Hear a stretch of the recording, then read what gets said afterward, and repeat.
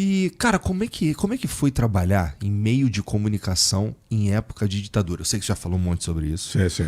Não, foi difícil. Essa coisa é complicada, né? Intrusão, assim, tipo, devia ser uma encheção de saco infinita isso daí. Bom, Cara. a única solução que nós tivemos para isso aí foi que o doutor Roberto Marinho, acima de tudo, ele era um grande comerciante. Ele era um empresário. Então, quando nós tínhamos que ter pessoas comunistas, chamados na época de comunistas que nem sequer eram de verdade, mas o doutor Roberto dizia assim, dos meus comunistas tomo conta eu. Ele não deixava interferir no processo. Eu respondo pelos meus comunistas. E estava lá o Dias Gomes, o Ferreira Goulart, o Dori Caymmi, era uma equipe toda ela, na coisa que se pelo menos não eram comunistas, eram pessoas que tinham ideias socialistas. E as novelas e tudo isso abordavam isso aí. E nós tínhamos realmente um conflito diário com a censura. Um conflito diário no jornalismo e um conflito diário no entretenimento. Nós tivemos 2 novelas censuradas a priori. Uma delas, o Roque Santeiro, porque o Roque Santeiro tinha sido baseado numa peça dos Dias Gomes chamado O Berço do Herói. E depois ele tirou a parte militar. A Berço do Herói era a história de um sujeito que foi condecorado e na realidade ele era um desertor. Ele fugiu. Entendi. Mas ele achava que ele estava morto e que ele virou um herói póstumo, né? Entendi. E no Roque Santeiro, ele fez o Roque Santeiro. O Santeiro era um sujeito, era um escultor de peça de santos, né? Ele mudou essa história, mas aí um dia ele falou no telefone, ele disse para o Ferreira Goulart, olha aqui, o Ferreira, eu vou fazer aquilo que está proibido, não foi proibido no teatro, eu vou fazer o Berço do Herói, mas vou fazer ele diferente. No Roque Santeiro, na televisão, eu espero que a censura não me enche o saco. Ele estava sendo gravado. Ixi, aí encheram o saco. Aí começaram a encher o saco da novela. Eu mostrei, essa novela tem uma história engraçada. No dia que ela foi proibida, foi no dia da exibição. Eles esperaram o dia da exibição para proibir a novela, não tinham que pôr no ar. Então nós fomos colocar a reprise do Pecado Capital, que tinha sido um sucesso danado. No Pecado Capital não, era outra, Serva de Pedra. Tá. Fomos colocar no ar e o Dr. Roberto fez um editorial que acabou revelando que existia censura.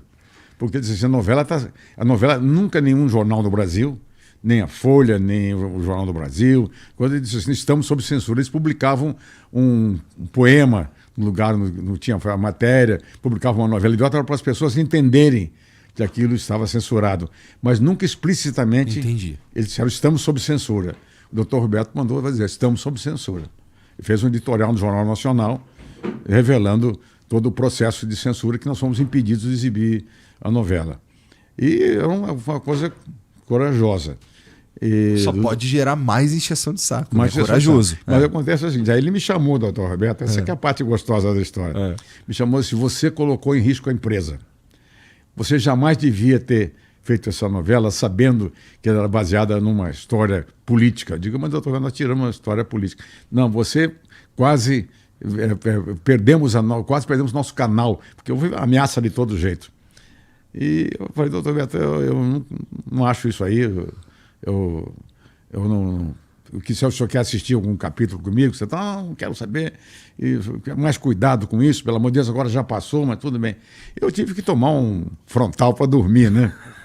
E quando a novela, 10 anos depois, acabou a censura, em 1985, nós fizemos o Roque Santeiro. Aí eu disse, doutor Roberto, eu gostaria que o senhor assistisse comigo a novela que foi censurada. E o doutor Roberto foi para o televisor, só eu e ele na sala. Ele começou a assistir a novela e começou a chorar. Caiu uma lágrima dele lá da tormenta. Ele disse assim, eu fui injusto com você. Essa novela não tem nada demais. Então foi perseguição política. Eu digo, pois é, doutor, mas o senhor me deu um susto naquele momento. Tive que tomar um remedinho para dormir, né? Eu tomei um remedinho para dormir. Não dormia, não. E assim, Só para terminar, vai. Eu mesmo fui parar na censura, né? Tá no livro aí, o documento do DOPS. Eu fui chamado porque eles achavam que eu dava risada dos censores e que eu não cumpria ordens. Eu não cumpria ordens porque eu ia discutir com eles o que fazer. Dava risada. E o cara chegou lá, então fui interrogado. Apareceu lá um coronel que ia me interrogasse e tal. Por que o senhor dá risada dos censores? Eu digo, porque eles são muito engraçados. Eles querem censurar coisas muito engraçadas. Eu vou dizer para o senhor o seguinte: quando o senhor ouve uma piada, o que o senhor faz? Eu ri. Piada é boa, é rir. Os seus censores são uma piada. Eles vão lá e fazem. Como assim? Eu digo, o cara está procurando pelo em ovo e chifre na cabeça de cavalo. Então, nesse sentido, eles têm medo de vocês e eles nos censuram. Porque se eles não produzirem algum trabalho de censura, vocês vão achar que eles são frouxos. Então, vocês têm que botar gente inteligente que pode censurar. E assim, me dê um exemplo de uma coisa errada. Eu fiz na semana passada 30 cortes na novela O Bem Amado, porque o cara falava coroné, e era coroné do Exército. Não era coroné do Exército, era coroné do Sertão. E o censor não soube qual era a diferença entre um coronel do Exército e um coronel do Sertão. Mandou cortar a palavra coroné. E assim, mas talvez o público não saiba também se há distinção. Quem sabe se ele pensou que o público não era capaz de entender que era coronel do Exército. Eu digo, mas isso ele está interpretando o público, isso não é a função do censor. A função do censor é ver o que ele está fazendo que atrapalha vocês. Isso aí não atrapalharia nada. E eu vou dizer uma coisa para vocês, eu vou fazer uma confissão para o senhor. Mas o senhor vai assumir a responsabilidade comigo, que o senhor não vai tirar do ar o que eu vou lhe contar. Então, o que é? A abertura do Bem Amado foi escrita pelo Chico Buarque de Holanda e pelo Vinícius de Moraes. E ela diz o seguinte: estamos sentados num barril de pólvora. Qualquer hora vai explodir o barril de pólvora. Isso aí o que é? É vocês. Agora está lá. Nenhum censor censurou isso. Mas foi censurar o coronel. Daí o cara assim dizia: você daria um bom censor, hein?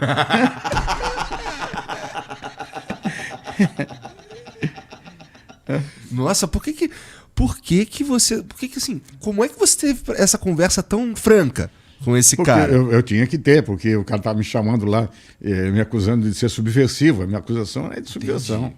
Então eu tinha que ter. E aí, depois desse finalzinho, ele falou assim: eu vou te lembrar logo embora, senão o doutor Roberto vem aqui, vem buscar você.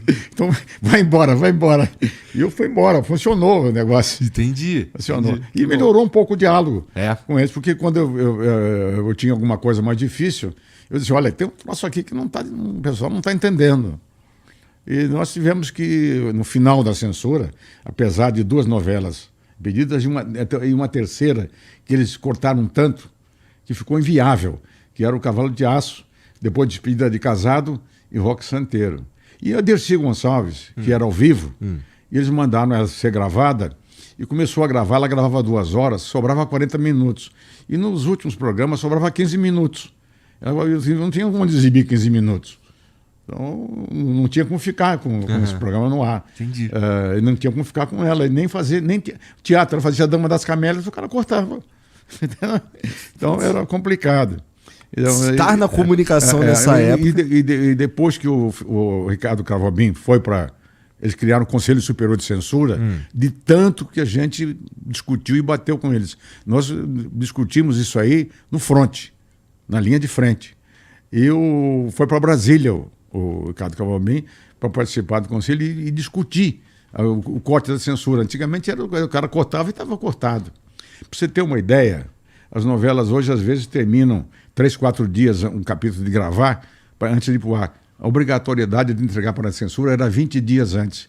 Eu tinha que produzir todas as novelas 20 dias antes de estarem sendo exibidas.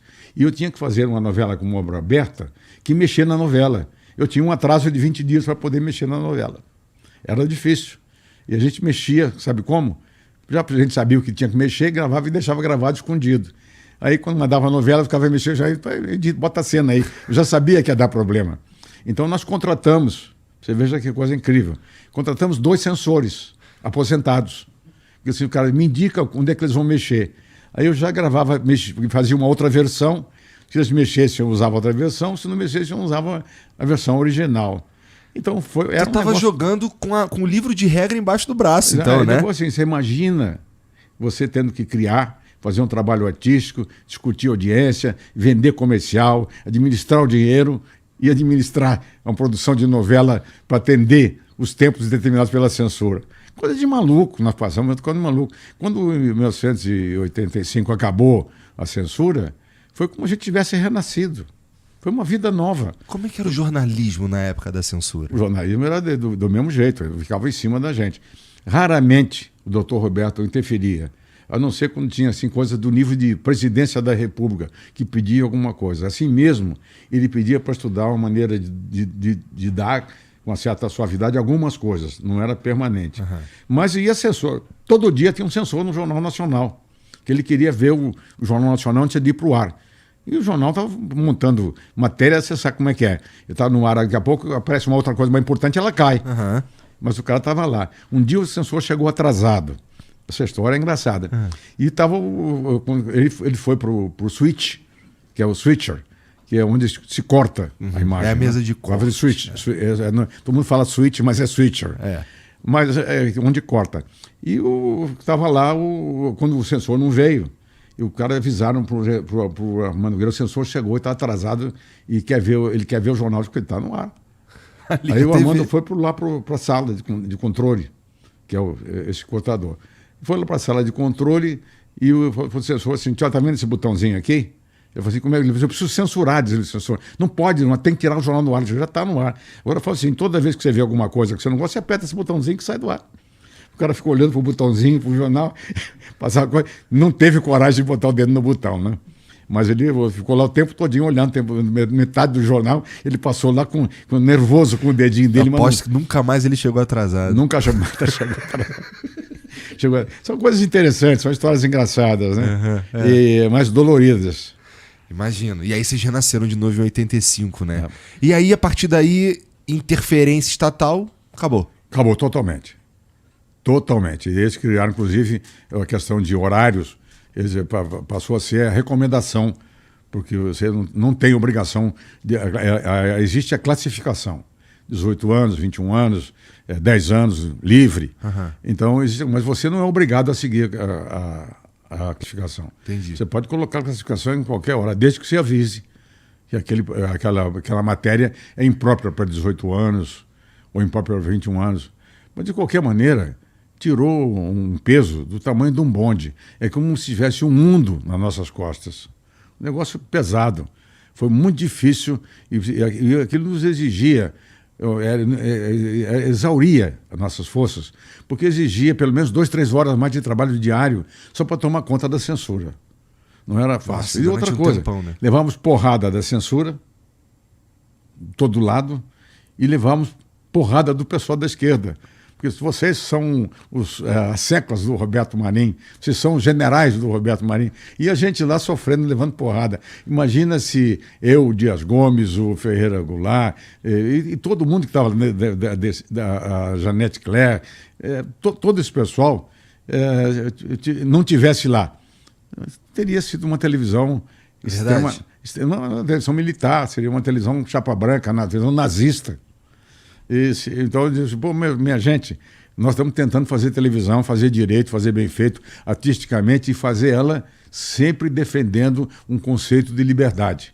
Em todas as coisas, um conceito de ascensão de classe social, todo esse tipo. Nós fazemos isso aí, fizemos várias coisas que a censura só depois se deu conta que nós fizemos. Mas nós fizemos. E aí você falou que teve um momento que você olhou e a grade da TV estava construída mais ou menos do jeito que você imaginava, que tinha novela, tinha jornal, tinha entretenimento. Estava proporcional, Isso, estava proporcional. Nesse momento, eu suponho, eu fico pensando, cara, tua carreira é muito longa, né? E aí, esse momento, será que nesse momento agora eu fiz o que eu me propus a fazer lá no começo, lá quando eu conversava com meus amigos. Tá aqui a TV com abrangência nacional, com uma programação extensa e que tem muita variedade. Qual é o próximo passo? O que passou pela tua cabeça ali? Eu tinha sempre uma frase que eu dizia a todo mundo, ninguém comemora não está pronto, temos que fazer de novo, temos que fazer o novo e fazer de novo. Então, assim, para mim nunca esteve pronto, nem quando eu saí. Estava muito longe de estar pronto, porque essa coisa está em plena efervescência, né? Você está sempre constantemente tendo que renovar. É perecível. Uhum. A televisão vai para o ar E não é como um jornal que fica aí, um livro, uma peça de teatro. Ela vai para o ar e esgotou, sumiu. Ela é perecível. Exige, portanto, cada vez mais uma renovação.